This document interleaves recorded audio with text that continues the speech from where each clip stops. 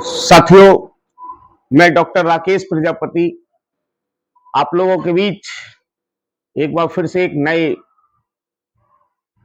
मुद्दे को लेकर के नए तथ्यों के साथ आप लोगों के बीच में हूं। साथियों, भारत के नए संसद भवन सेंट्रल विस्टा, जिसमें 19 सितंबर का दिन भारत के इतिहास का बहुत ही ऐतिहासिक दिन है। 19 सितंबर 2023 को भारत के इतिहास में एक नए संसद भवन का निर्माण होता है, सेंट्रल विस्टा। उसमें पहली कैबिनेट की मीटिंग सांसदों की होती है और जब मीटिंग प्रारंभ होती है तो पहले लोकसभा अध्यक्ष स्पीकर बिरला जी का संबोधन होता है। उसके बाद देश के प्रधानमंत्री माननीय मोदी जी का भाषण होता है और वो एक बिल लेकर के आते हैं, महिला आरक्षण बिल, जो पहली बार नहीं आया, बहुत पहला से लगातार चल रहा है। उसका पूरी डिटेल मैं आपको बताऊंगा। उसके पूरे नफा नुकसान, पिछड़ों को, दलितों को, अल्पसंख्यक को, आदिवासियों को क्या नुकसान होने जा रहा है, वो भी मैं आप लोगों को बताऊंगा। इसलिए वीडियो पूरी जरूर देखें, क्योंकि सभी पार्टियों ने महिला आरक्षण बिल का समर्थन किया है और मैं भी इस महिला आरक्षण बिल का समर्थन करता हूं, क्योंकि देश की 50% आबादी को न्याय मिलना चाहिए। क्योंकि अब तक देश की 50% आबादी जितनी लोकसभा में पहुंचनी चाहिए थी वो नहीं पहुंच पा रही थी। इसलिए महिला आरक्षण बिल बहुत ही जरूरी था और इसके प्रयास आज से 27 साल पहले भी किए जा रहे थे और 27 साल से लगातार प्रयास किए जा रहे थे, लेकिन किसी कारण से नहीं हो पाया था। वो भी पूरी जानकारी आप लोगों को मैं दूंगा, इसलिए थोड़ी वीडियो लंबी जरूर होगी, लेकिन किस तरीके से पिछड़ा दलितों, आदिवासियों और अल्पसंख्यकों के साथ इस बिल के माध्यम से एक कुठारघात भी हुआ है, वो भी मैं आप लोगों को बताना चाहूंगा। तो मोदी जी एक बिल लाते हैं जिसका नाम महिला आरक्षण बिल था, जिसका नाम उन्होंने बदल करके रखा नारी शक्ति बंधन अधिनियम। नारी शक्ति बंधन अधिनियम बहुत स्वागत योग्य बिल है और सभी दलों ने, यहां तक कि केवल मात्र 2, जब उस पर वोटिंग हुई है तो 2 लोगों ने उसके विरोध में, बिल के विरोध में केवल 2 लोगों ने वोट किया है। बाकी सब लोगों ने, 452 लोगों ने उसके समर्थन में वोट किए है। ये समझ सकते हैं कि देश में शायद ये पहला बिल होगा जिस पर एक मत होकर के सभी पार्टियों ने, सभी राजनीतिक दलों ने समर्थन किया। लेकिन मानसिकता ठीक नहीं। क्यों? उसके पीछे मैं आपको अभी बताने जा रहा हूं। देश के जो कानून मंत्री हैं अर्जुन राम मेघवाल जी, उनके द्वारा जब बिल पढ़ा जाता है और उस बिल में बताया जाता है कि इस देश में पहली जो लोकसभा हुई थी उसमें 4% महिलाएं थी और ये जो 7वीं चल रही है इस समय, 7वीं में 14% महिलाएं हैं। लगभग 82 शायद महिलाएं इस समय हैं, 14% के आसपास महिलाएं। देश की जनसंख्या 50% है, महिलाओं की उस हिसाब से 14% कम है। इसीलिए इस बिल को लाने की आवश्यकता थी और लाया भी गया। और उन्होंने बताया कि अब आज के बाद इस देश में एक नया नियम बन जाएगा, नारी शक्ति बंधन अधिनियम, और उससे 33% महिलाओं को लोकसभा के अंदर और जितनी भी देश के अंदर विधानसभाएं हैं, सारी विधानसभाओं के अंदर जो है 33% महिलाओं को आरक्षण होगा। इस हिसाब से लोकसभा में 181 महिलाओं के पद रिजर्व हो जाएंगे, आरक्षित हो जाएंगे। उन 181 पर महिला के अलावा कोई भी पुरुष नहीं बन सकती। बहुत ही फैसला स्वागत योग्य है। लेकिन सारे घटक दलों ने, उनके भी काफी घटक दल हैं भारतीय जनता पार्टी के, उन घटक दलों ने भी, 1-2 को मैं सुन रहा था, क्योंकि वो पिछड़ों के वोट लेने होते हैं, इसलिए वो भी कह रहे थे। लेकिन भाजपा के किसी भी सांसद जो पिछड़े, दलित, आदिवासी बैठे हुए हैं, उसको नहीं कहते हुए सुना। ये अफसोस की बात है कि वो लोग ईडब्ल्यूएस पे भी जब 10% आरक्षण लागू हो रहा था, सुदामा आरक्षण लागू हो रहा था, तब भी थाली वो बजा रहे थे, बेंच बजा रहे थे, और कल भी बेंच बजा रहे थे। उन्हें भी अपनी बात रखते। घटक दल में अनुप्रिया पटेल को मैंने सुना, उन्होंने कहा, पिछड़ों की बात की। माननीय सोनिया गांधी जी ने बहुत ही शानदार बात की, और उन्होंने कहा कि ये बिल प्रधानमंत्री जी लागू कर रहे हैं, बहुत अच्छी बात है, कांग्रेस पार्टी इसका समर्थन करती है। तृणमूल कांग्रेस ने इसका समर्थन किया, ममता बनर्जी ने इसका समर्थन किया, शिवसेना ने इसका समर्थन किया, राजद ने इसका समर्थन किया, नीतीश जी की पार्टी ने समर्थन किया, बहुजन समाज पार्टी ने समर्थन किया, समाजवादी पार्टी की तरफ से माननीय डिंपल यादव जी ने अपना भाषण रखते हुए समर्थन किया, और जितनी भी, चाहे स्टालिन जी की पार्टी ने समर्थन किया, बीजू पटनायक की पार्टी ने समर्थन किया, और नवी जो है हमारे जगन मोहन रेड्डी जी की पार्टी ने समर्थन किया, केसी राव जी की पार्टी ने समर्थन किया। इंडिया के जितने भी 26 घटक दल है, सभी घटक दलों ने, आम आदमी पार्टी ने भी इसका समर्थन किया।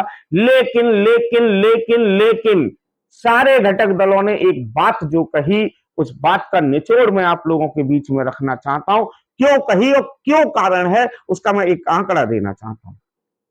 सबसे पहले मैं आपको यह बताना चाहता हूं, प्रधानमंत्री हर चीज का क्रेडिट लेते हैं और फीता काटने का ही काम करते हैं और कुछ नहीं। ये काम सबसे पहले समाजवाद के नेता, जनता दल यूनाइटेड के प्रधानमंत्री एचडी देवगौड़ा ने 1996 में प्रारंभ किया था। 1996 में, 1996 में प्रारंभ किया था, और उस समय उन्होंने इस बिल को लोकसभा में पारित किया था। पास भी हो गया, लेकिन राज्यसभा में उनका बहुमत नहीं था, इसलिए पूरी तरीके पास नहीं हो पाया। उसके बाद अटल बिहारी वाजपेयी की सरकार आई, उन्होंने भी प्रयास किया। उसके बाद यूपीए 1 की भी सरकार आई, उसमें भी पास कराने का प्रयास किया गया। यूपीए 2 की भी सरकार आई, उसमें भी पास कराने का प्रयास किया गया, लेकिन भाजपा की पहले शासन की सरकार में नहीं पास कराया गया। और 10 साल बाद यही बात डिंपल यादव जी ने कही, आखिर 1 दशक क्यों बीत गया आपको ये लागू करने में, और लागू भी नहीं हो रहा है भाई साहब, लागू भी नहीं हो रहा है। ये मैं कह रहा हूं, ये मात्र और मात्र चुनावी झूठना साबित होगा। 15 लाख रुपए की तरह बाद में ये कह दिया जाएगा। इस देश के जो गृह मंत्री हैं, उन्होंने कहा था 15 लाख के बयान पर कि चुनावी ऐसे वादे किए जाते हैं। 2 करोड़ के सवाल पर भी उन्होंने यही कहा था कि चुनावी वादे ऐसे किए जाते हैं, और ये एक मात्र चुनावी वादा बन करके रह जाएगा, क्योंकि ये 2024 में लागू नहीं हो रहा है। 2024 में महिलाओं का वोट लेने के लिए, केवल और केवल महिलाओं का वोट लेने के लिए प्रयास किया गया है। लेकिन अब इस देश की महिलाएं, पिछड़ी, अनुसूचित जाति, दलित, आदिवासी, अल्पसंख्यक सब पहचान गए इनकी कार्य करने की शैली को, कि इस तरीके से कार्य करते हैं। बात बिल की हो गई, एचडी देवगौड़ा से शुरू हुई थी, अटल बिहारी वाजपेयी और मनमोहन सिंह की दोनों सरकारों ने इसको लाने का प्रयास किया, लेकिन ये भारतीय जनता पार्टी के भी लोग विरोध करते थे। सभी लोग उस समय पर, जो जिस समय पर था विरोध में, वो विरोध करने का काम किया था। आज की डेट में इतना तो हो गया कि किसी भी पार्टी, राजनीतिक दल ने इसका विरोध नहीं किया। इस नए विधेयक के बाद इस देश में 181 महिलाएं हो जाएंगी, बहुत अच्छी बात है। लेकिन एक आंकड़ा मैं देना चाह रहा हूं, पहले आंकड़ा ले लीजिए, फिर उसके बाद मैं आपको कुछ बातें बताऊंगा। यह आंकड़ा मेरे द्वारा नहीं, प्रधानमंत्री के द्वारा ही दिया गया है। प्रधानमंत्री जी ने बताया कि पहली से लेकर के 7वीं तक, आज तक टोटल लगभग 7,500 सांसद हमारे देश के अंदर बने, 7,500। इनमें लगभग 660 महिलाएं बनी, 660। यानी जो एवरेज निकाला जाए, मैंने पहले ही बताया कि पहली में 4% और अब 14%, अगर एवरेज निकाला जाए तो बिल्कुल सही है। 14 और 4 18, 18 का एवरेज निकाल लीजिए, 9%। यानी इस देश में लगभग 9% महिलाएं अब तक देश में सांसद बनी, 9%। 50% की आबादी 9% तक पहुंच पाई। इसीलिए इस बिल की आवश्यकता थी, जरूरत थी। लेकिन जो अगला आंकड़ा दे रहा हूं, उस आंकड़े को चौंकाने वाले हैं, आपके कान खड़े कर देंगे और आपको रोना आ जाएगा, रोना आ जाएगा। 660 महिलाओं में मात्र 2% से 2.5%, 3% मान लीजिए, 3% भी मानना है तो 20 महिलाएं आज तक केवल SC, ST, OBC, आदिवासी की पहुंची हैं वहां पर, और माइनॉरिटी की। चौंके नहीं चौंके? जमीन हिली नहीं हिली? पैरों तले की जमीन गायब हुई या नहीं हुई? और इनमें भी वो लोग हैं जैसे डिंपल यादव जी, राजनीतिक घराने से रखती हैं इसलिए सांसद बन के पहुंच गई, लेकिन वैसे नहीं पहुंच पाएंगे, ये सब लोग जानते हैं। बहन जी मायावती जी को कांसीराम जी ने एक जमीन तैयार करके दी थी, तब वो लोकसभा पहुंची। वैसी कितनी जमीन से संघर्ष करने वाली महिलाएं पहुंची हैं OBC, SC, ST की, ये मुझे बताइए। अल्पसंख्यक कोई एक दो नाम है, केवल दो नाम, 2 या 3 नाम है, मात्र 2 या 3 नाम है। एक तो फूलन देवी,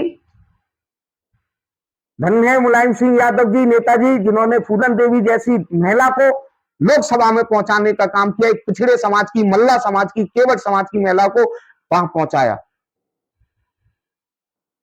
और एक आध नाम और आता है, भगवतिया देवी, संघर्ष से करके निकल के आई थी, पत्थर का काम करती थी।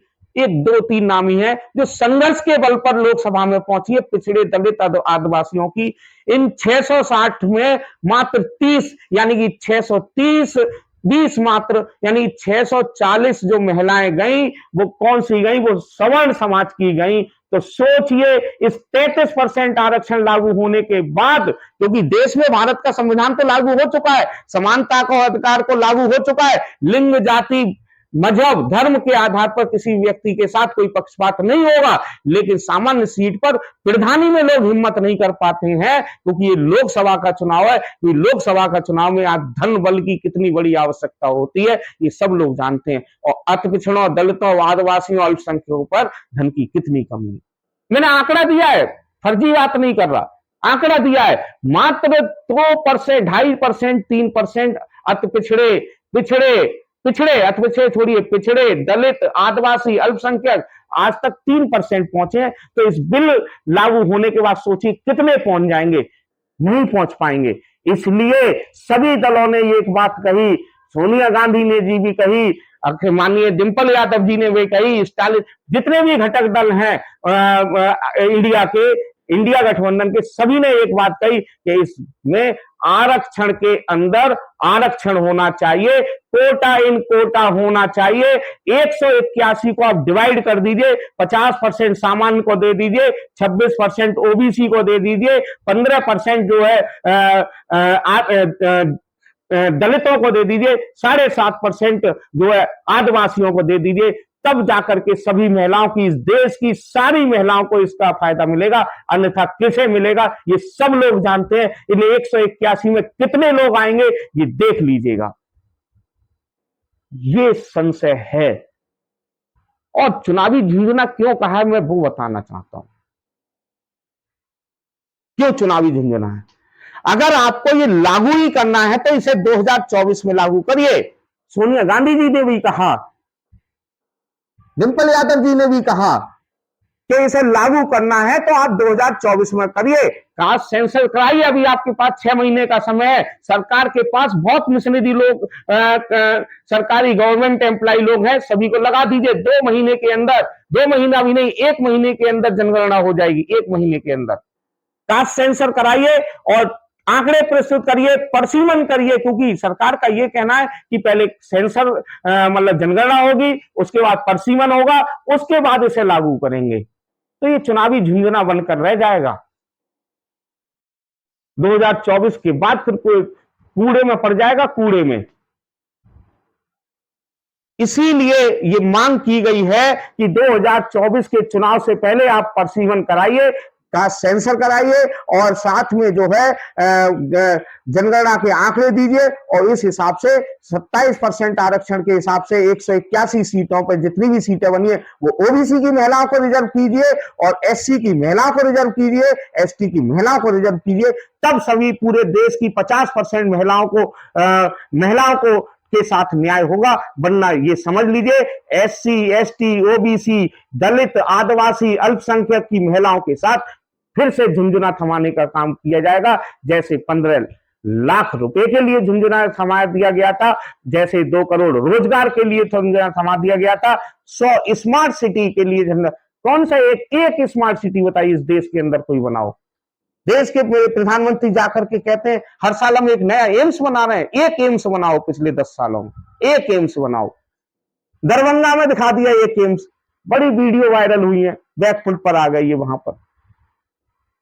एक एम्स बनाओ, वहां कहते हैं जाकर के हम हर साल एक आईआईएम बना रहे हैं। कौन सा आईआईएम बना है बताइए भाई। तीसरे दिन एक महाविद्यालय खुल रहा है इस देश के अंदर, कौन सा एक नई एड दी हो। प्राइवेट खुलना है उससे कोई मतलब नहीं है, क्या प्राइवेट में पढ़ा सकता है व्यक्ति? कौन सा इन्होंने एक एड दी है नई? किसी एक डिग्री कॉलेज को पूरे हिंदुस्तान के अंदर, भारत के अंदर एक एड नहीं दी हो किसी डिग्री कॉलेज को, बताएं। शिक्षा की व्यवस्था को चौपट करके रख दिया है बिल्कुल, क्योंकि बात ही नहीं होती शिक्षा पर। मैं विषय पर आता हूं, उस पर मैं कई बार बता चुका हूं। इसमें देखिए कुछ बातें और बताना चाहता हूं आपको। मैंने बताया ना कि कोटे के अंदर कोटा नहीं होगा तब तक इस देश की 50% महिलाओं के साथ न्याय नहीं होगा। इस देश की 50% महिलाओं के साथ अगर न्याय करना चाहते हैं, एससी, एसटी, ओबीसी, आदिवासी, अल्पसंख्यकों की महिलाओं को के साथ न्याय करना चाहते हैं तो कोटे के अंदर कोटा लाना होगा। बिल बहुत अच्छा है, हर कोई समर्थन कर रहा है, महिलाओं को उनका हक मिलना चाहिए, लेकिन ओबीसी महिलाओं को हक मिलेगा नहीं मिलेगा, कब मिलेगा? 10 महिलाएं 15 महिलाएं नहीं गई अभी तक ओबीसी की चुन करके वहां पर, और संघर्ष करने के बाद तो नहीं गई हैं, बहुत कम। बताइए, नाम गिनाइए, मुझे बताइए ओबीसी की कौन सी महिलाएं वहां पर पहुंची हैं? नहीं पहुंची है, गिनती की 2, 4, 10, 5 नाम होंगे। अनुप्रिया पटेल जैसे लोग पहुंचे हैं क्योंकि वो राजनीतिक विरासत में सोनेलाल पटेल जी ने जमीन तैयार की, इसलिए पहुंची है। देश में बीजेपी के भी कई नेताओं को कहता हुआ मुझे अच्छा लगा, बहुत अच्छा लगा। आज उमा भारती का दिल पसीजा पिछड़ों के लिए, वो पिछड़े समाज से आती है। चलिए, देर आए दुरुस्त आए, उमा भारती ने लिखा है, लेटर लिखा है प्रधानमंत्री जी को कि एससी, एसटी, ओबीसी की महिलाओं को भी इसमें आरक्षण के अंदर आरक्षण होना चाहिए। अनुप्रिया पटेल जी कल बोल रही थी, शानदार बोली वो, पिछड़ों की उन्होंने बात की और उन्होंने प्रधानमंत्री से रिक्वेस्ट भी की। लेकिन अनुप्रिया जी, आपसे भी एक प्रश्न ये है, एक काम बता दीजिए जो प्रधानमंत्री ने पिछड़े को किया हो। आपने कहा था वहां कि हमारे देश के प्रधानमंत्री पिछड़ों के लिए काम करते, एक काम बता दीजिए, एक काम बता दीजिए। आप बता दीजिए, अनुप्रिया पटेल नहीं बता पाएंगे, जो लोग भी देख रहे हैं वो बता दें पिछड़ों के लिए। देश का प्रधानमंत्री कहता है मैं पिछड़ा हूं, और उसने कभी भी मंडल कमीशन का नाम उनके सर जुबान पर आया हो तो मुझे बताइए। मंडल कमीशन का नाम नहीं आया हो, कपूरी ठाकुर का नाम आया हो कभी भी, जगदेव कुशवाहा जी का जब आया हो, नहीं आया होगा। किसी भी पिछड़े नेता का एक नाम जो समाजवादी नेता रहे हैं, पिछड़े चिंतक रहे हैं, उनका एक का किसी का नाम नहीं सुना होगा आपने। बीपी मंडल का नाम कभी उनके उस पर आया हो तो बताइए। साथियों, इसीलिए मैं आप लोगों से के माध्यम से ये कहना चाहता हूं कि जब तक इस कोटे में 181 जो सीटें बन रही हैं, इस 181 कोटे में एससी को अलग, एसटी को अलग, ओबीसी को अलग, माइनॉरिटी को अलग। माइनॉरिटी को अलग देने की जरूरत नहीं, क्योंकि ओबीसी में माइनॉरिटी आता है, सिख भी ओबीसी में आता है, ईसाई भी ओबीसी में आता है, सभी ओबीसी में आ जाते हैं। लेकिन ओबीसी को आप तो आरक्षण दीजिए। इस देश की 52% जनसंख्या के साथ क्या न्याय हो रहा है इस देश के अंदर? किस तरीके से पिछड़घात हो रहा है नौकरियों में, मैं लगातार आप लोगों के बीच में रखता रहता हूं। आखिर भगवती देवी जैसी, फूलन देवी जैसी लोग कब पहुंचेंगे इस संसद में? कोई जमीन से जुड़ा हुआ महिला कब पहुंचेगी इस संसद में? राबड़ी देवी जैसी, डिंपल यादव जैसी, अनुप्रिया पटेल जैसी ये महिलाएं तो पहुंच सकती हैं। भारतीय जनता पार्टी महिलाओं की हितैषी बनती है। बताइए, 16 प्रदेशों में सरकार थी इनकी एक बार, 16 प्रदेशों में, अभी पीछे 16 प्रदेशों में एक मुख्यमंत्री किसी प्रदेश की बनाई हो तो बताएं। हाँ, दिखावा बहुत करते हैं, जैसे कि देश की राष्ट्रपति के साथ किया है। कितना बड़ा अन्याय कर रहे हैं इस समय देश की राष्ट्रपति के साथ। आदिवासियों को समझने की जरूरत है। देश के तत्कालिक राष्ट्रपति के साथ कितना अन्याय किया था। ये इसी सेंट्रल विस्टा का जब उद्घाटन, जब शिलान्यास हो रहा था तो पिछले राष्ट्रपति को नहीं बुलाया गया, और अब उद्घाटन हो गया तब भी नहीं बुलाया गया। यहां तक कि जिस दिन पहला दिन था, जिस दिन हम एंट्री कर रहे थे, उस दिन भी कुछ कंगना रनौत वो तो लोकसभा में जा सकती है। अरे अंधभक्तों, सोचो, ये कंगना रनौत जो ये कहती है कि 2014 में देश आजाद हुआ। मोदी जी ने जिस दिन नई लोकसभा में कुछ बात रखी और पुरानी लोकसभा में भी रखी, उस दिन भारत का इतिहास बताया था, पूरा इतिहास बताया। नेहरू पर चर्चा की उन्होंने, एस.डी. देवगौड़ा पर, इंद्र कुमार गुजराल पर, चौधरी चरण सिंह पर, इन पर कुछ चर्चा की, बता दिया उन्होंने इतिहास। तब तो समझ जाइए कि भारत में प्रधानमंत्री रहे थे। साथियों, देश का प्रधानमंत्री अपनी पत्नी के साथ न्याय नहीं कर रहा, दूसरों के साथ क्या न्याय करेगा? बताइए, अपनी पत्नी के साथ क्या न्याय किया उन्होंने? बताइए, सोचनीय विषय है। मायावती जी साफ सीधी कहती हैं, उनका स्टेटमेंट बहुत ठीक है इस मामले में। वो कहते हैं इस देश में 50% आरक्षण लागू कर दीजिए महिलाओं के लिए, और सही है, कोई भी पार्टी इसके विरोध में नहीं आएगी। मैं आपको इतना बता दे रहा हूं, कोई पार्टी नहीं आएगी। 50% आरक्षण लागू कर दो महिलाओं को, की 50% आबादी है, कर दीजिए 50%। लेकिन उस 50% में 543 है तो 270 सीटें बनेंगी, 270 को कैटेगराइज कर दीजिए। 27% आरक्षण ओबीसी को, 15% दलितों को, 7.5% आदिवासियों को कर दीजिए।